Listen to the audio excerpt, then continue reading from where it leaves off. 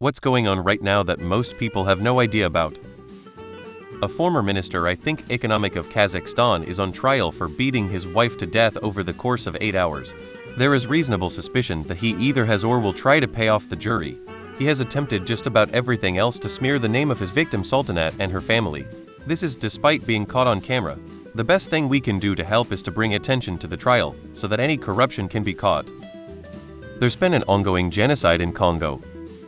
Devastating flooding in southern Brazil. I haven't seen much media coverage, but hundreds of thousands of people have been displaced and without water. It's the worst flooding in 100 years. There's been a sort of Holocaust going on in Congo for ages we never hear about.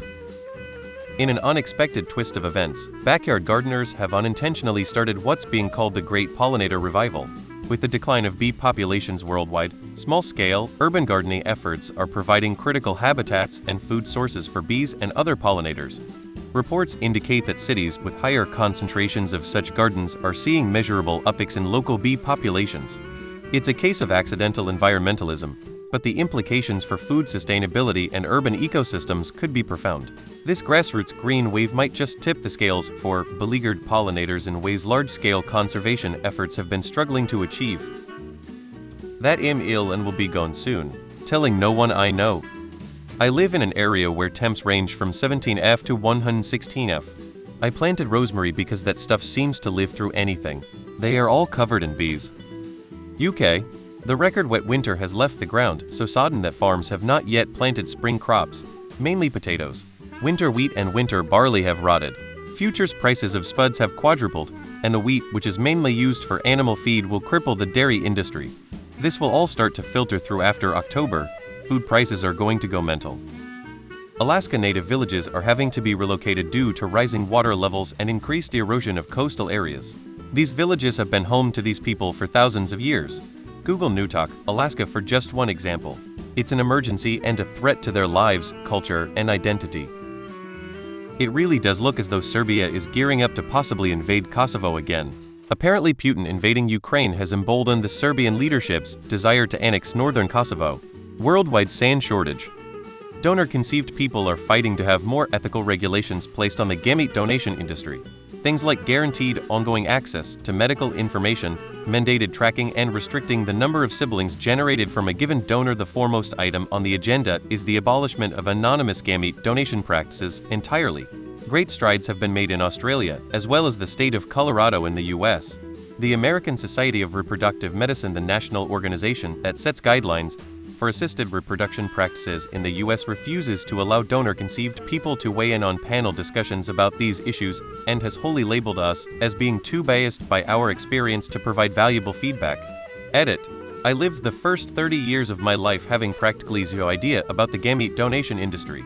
It's a world of laws and ethics and experiences that I was entirely blind to until I wasn't. Happy to answer questions and discuss.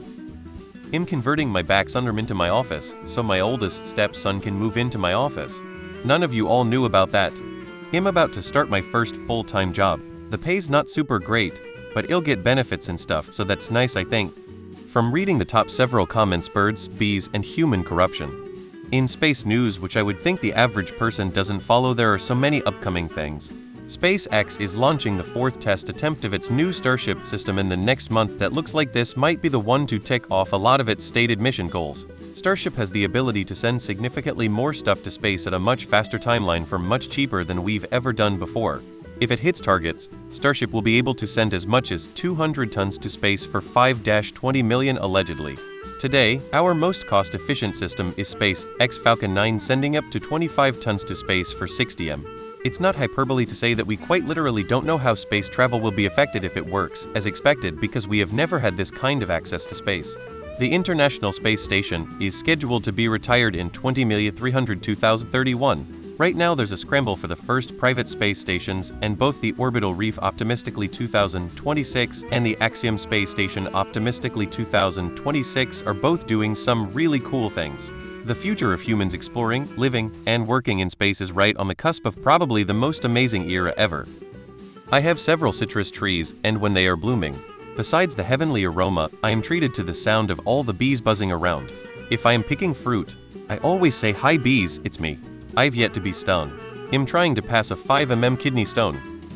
Apparently a lot of American middle high schoolers are damn near illiterate or reading at an early elementary level, which is rather frightening.